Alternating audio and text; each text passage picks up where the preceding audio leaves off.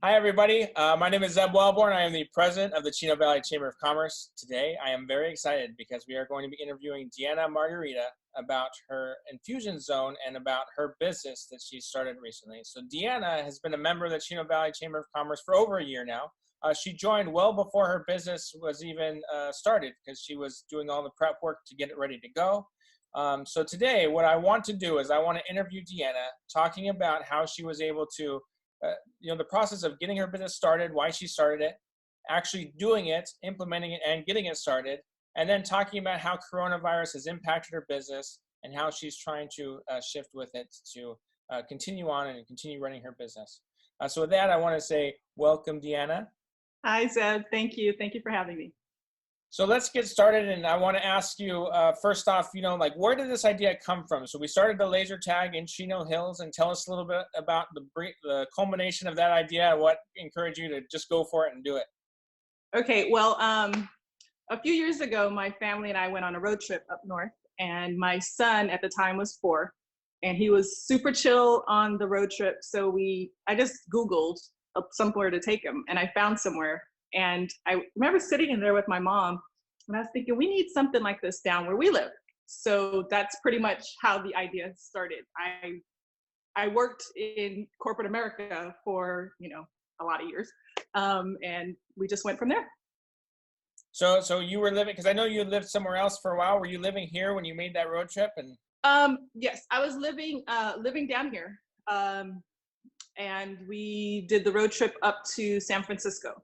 And so that's where we found the place. And it actually originally started, it was going to be something for little kids, because I said my son was 4. But then as we started to think about it, my husband and I were just very family, and we wanted it to be something for all ages. So that's how we decided to go with, we just put things together so that all ages could have fun. And so that's how Infuzion Zone came about. okay, so you got that idea. You're like, hey, I'm gonna do this and do it. Let's talk about how, like, how did you go from that? Just, we need something like this in our area, to like, I'm the one that's gonna do it. I'm gonna get it going and get it started. Yeah, that's pretty interesting because not my background at all. Outside of being a business major, I always worked like in financial services or administrator or something like that. And how I decided to get it going, I just really thought if other people could do it, hey, we could do it too. So we just wrote the ideas down. I did a lot of education before I started. I went to conferences, I went to seminars, I started to talk to people. Like you mentioned, I joined the Chino Valley Chamber a good year. Well, I didn't intend for it to be a year, but a good year before we actually opened, just to get to know the business community in the area. And it was just a lot of research and talking to people in the industry, and talking to small business owners. How did you do it? And like I said, I just figured if other people could do it, we could do it too. So that's how it came about. Cool. Okay. So now we've got the idea. You've agreed that you're going to just go in this, do all the research and do it. Let's talk about the process of actually getting the business off the ground and running.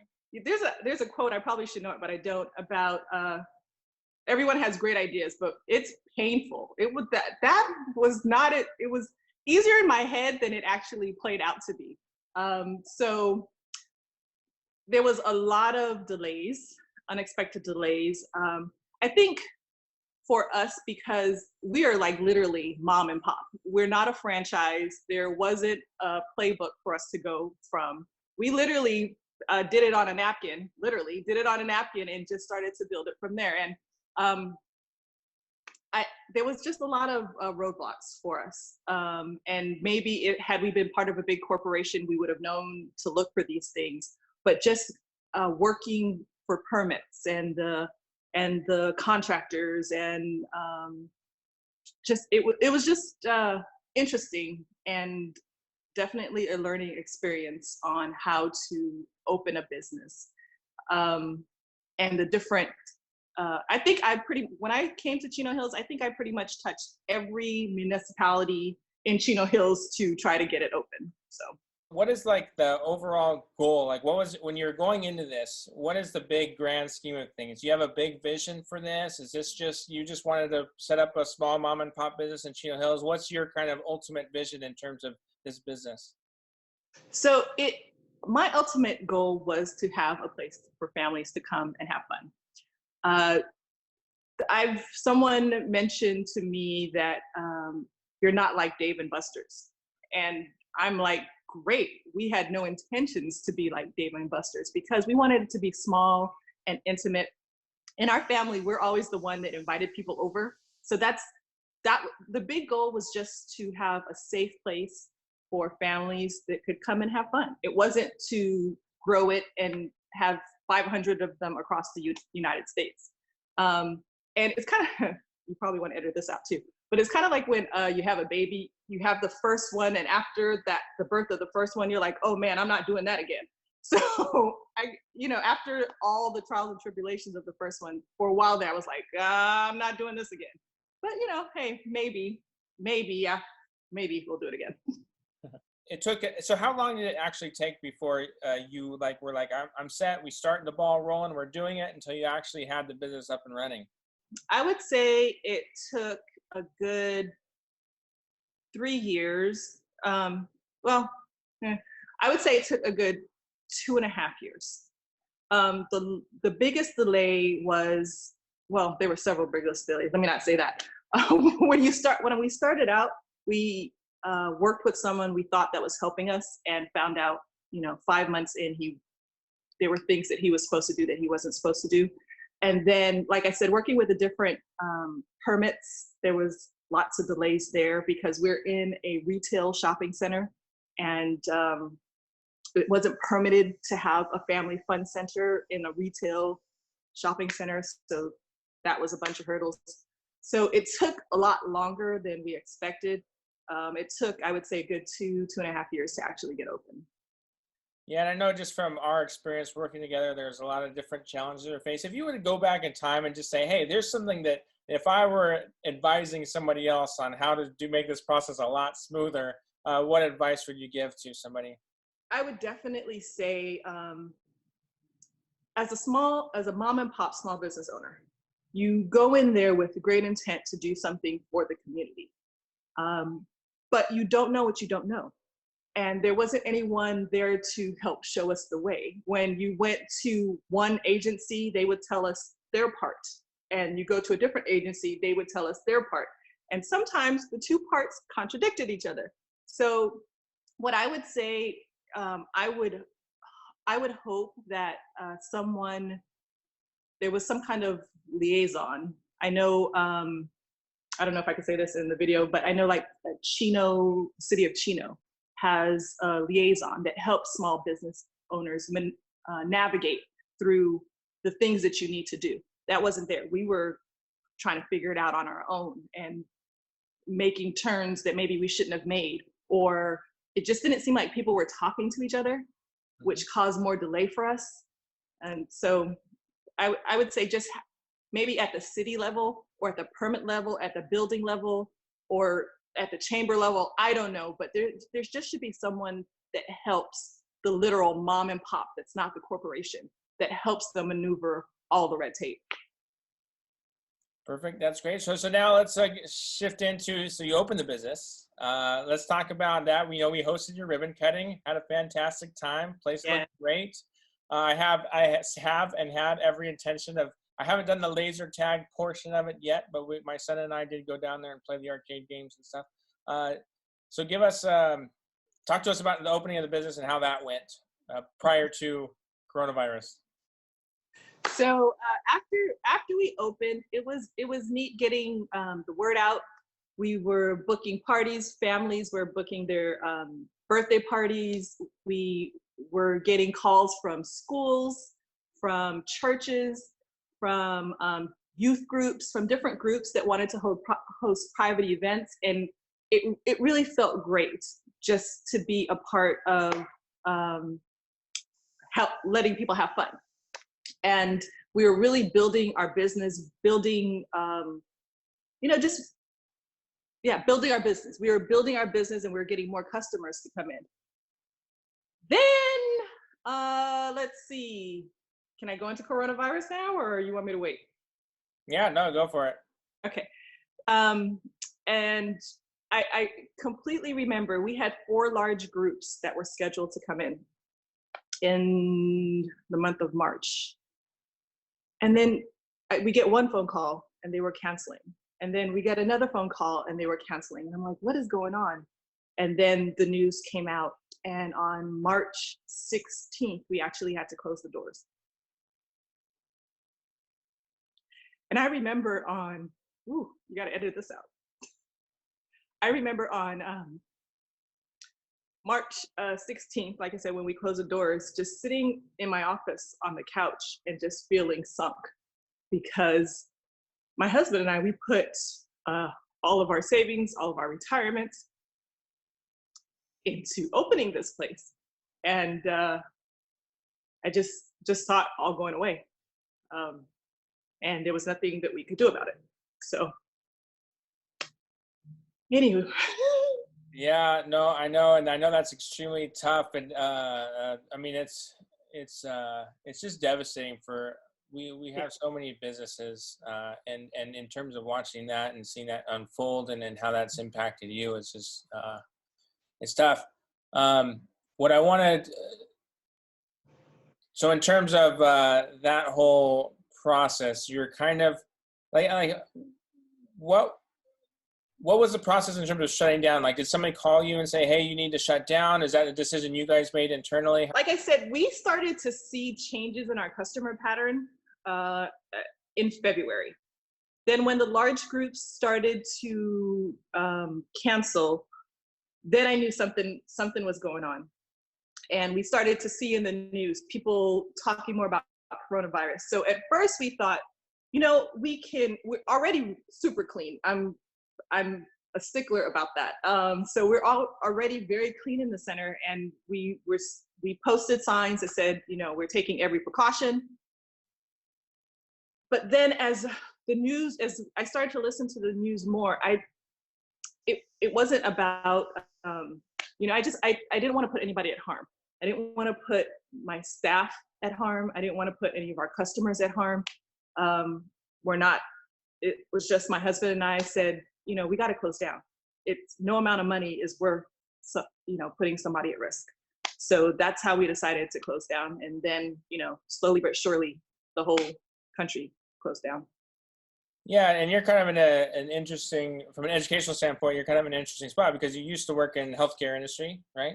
So you probably have an understanding of what is all going on versus a lot of people who aren't exposed to that, business owners at least aren't. Do you have any kind of unique mindset when it came to that you think other business owners may not have because you had worked in that industry before? I would say, that's a good question, Zoe. Maybe because I was an administrator. My previous life, I was an administrator for a large healthcare organization, and part of my work was population care. And I just have a sense of when health is involved, how people react and how they pull back, and so they get scared because they don't know. And especially if they're not familiar with anything medical, they shut down. So I knew it wouldn't serve us any good to be open to the public. So now this happens. Coronavirus is here. I know. How have you navigated that since it did start? What's it look like for you in terms of trying to keep your business going and all that stuff? I'll be honest, I was depressed. I think I was depressed for a good 2 weeks. I just sat on the couch and watched television for a good 2 weeks. And I guess that was bad and it was good. It was good because I was watching a lot of CNN and keeping up to date about what's going on, and starting to see about some of the relief efforts that were coming for small businesses. And it started to give me some hope that maybe we can get through this. So after 2 weeks, I finally, actually, I got a call from a chamber member, and she just said, "How you doing?" And I was like, "I'm not doing great." She said, "Just join us on a video conference call." And I remember that day, I was like, "Well, I guess I got to get up and I guess I got to comb my hair." And I joined the video conference call. And then I just started feeling connected again and started to feel like, okay, I got to do something. If I'm going to go down, I'm going to go down with a fight. And so that's where it started. And I started again. This is interesting talking to you. I'm just thinking about this. I started the same, my restart was in the same way that I started. I started to educate myself. I started to get into different groups, listening to what they were doing. And I got the idea of Party to Go. And can I talk about Party to Go? Yeah, please. Yeah. So the idea for Party to Go came out of one of the groups that I was listening to, one of the virtual conference calls I was listening to. And I thought, you know what? People still, the birthdays are happening. I'm seeing the post about birthdays being canceled, and moms are like, what am I going to do? And I thought, well, let's just take it virtual. And one of the things, Zeb, you know this about me, I'm really big on partnering with other small businesses in the community. So I just started to call up some folks that I knew and said, hey, this is the idea. Let's make it a virtual party.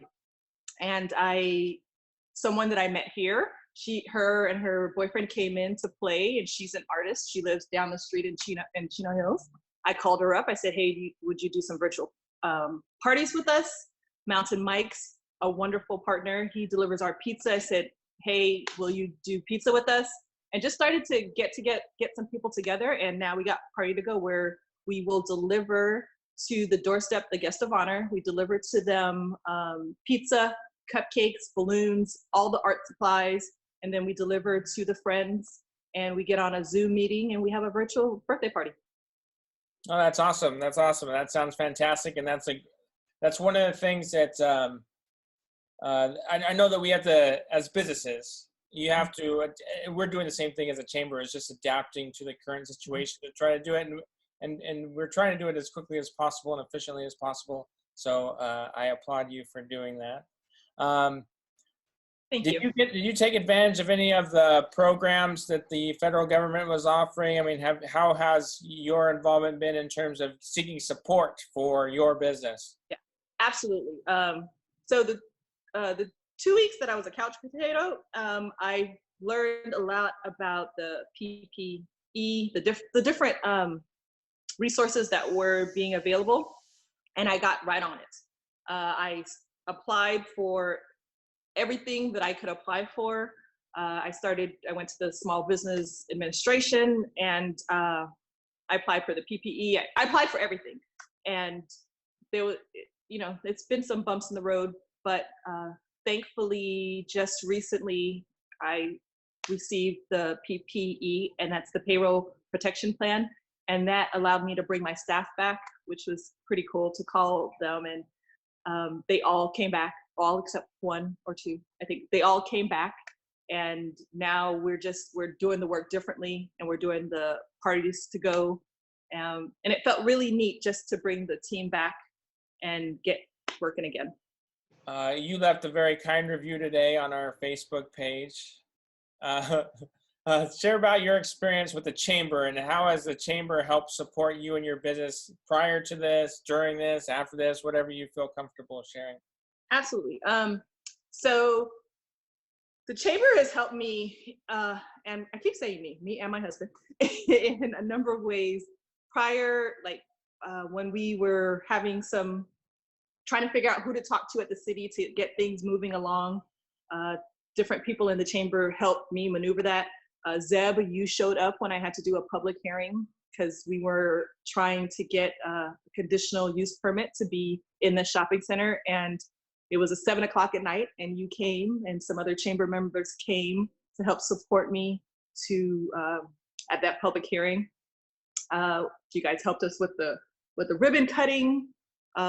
It's just been a great resource, because when I needed to find out who am I going to partner with for pizza, Mountain Mike's, is in the chamber? Who am I going to partner with to do my promotional items or printing? People from the chamber. Who am I going to partner with for just different things? It's great to have a network of people. And what I find with the chamber is that I don't feel like we're in competition with each other. It just really feels like we're all trying to help each other out, which is great. How the chamber has helped since COVID-19. Chino Valley Chamber, particularly you, Zeb, as the president of the chamber, has done a phenomenal job keeping us connected and putting the resources out there for us, whether it's video feeds or it's emails, putting together all the resources that are available for small business, all the restaurants that are open. You really, I could tell you really want to help us. So the chamber has just been awesome for me. I could be your poster child. Well, I love hearing that, and I appreciate you sharing your story with us here today. Do you have anything else you kind of want to add that we didn't touch on that you might want to share with anybody who's watching this today? I would just say don't give up. Don't give up. Use your community, use your network, use the chamber. Because we're all trying, and we're just better together if we, reach out and help each other. Perfect. And book a party to go. There you go. Well, thank you, Deanna. Thank you for sharing that. I feel like, when we talk about business owners, we talk about the entrepreneurial dream and doing what you have envisioned. Like even ever since you joined, you've been extremely pleasant to be around. You've always been optimistic, even though you say that sometimes you're doubting yourself in certain areas, but I just want to say from the outside perspective is that you've got the right mindset. You're doing things the right way, and I personally, and I know we as a chamber have always collectively been rooting for you in everything that you've been doing. So, so I hope that we get these things back to the way that it could be for you and for all of the other businesses that are doing it. And so I really appreciate you highlighting this, because one of the things that is important for us to do is to showcase and highlight what businesses are facing and the real world challenges they're struggling. And this is a great opportunity for us to share your story with people who can make a difference in terms of our legislative folks, the people that are in charge of the cities, those different areas. So I appreciate you sharing all those insights. I do have one more thing. Yeah. I would say there's been lots of relief for the small business. The thing that I worry about, though, is those of us that are, rents and our lease payments.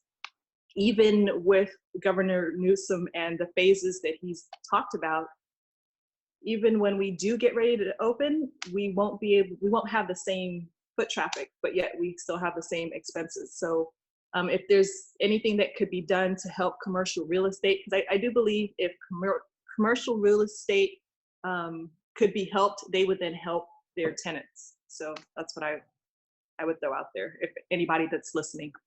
Yep. Nope. That's great feedback. And we had a call about that earlier today of an issue that came up with that. So that is definitely a concern with not just your business, but a lot of other businesses too. So thank you for sharing that also. Yeah. With that, I want to thank you. Anybody else who's interested in doing something very similar to this or something in a similar format, just shoot me an email and we can get it going. Deanna, again, thank you for everything. Thank you for your support. Thank you for your friendship, and wishing you nothing but success. So thank you. Thanks, Eb.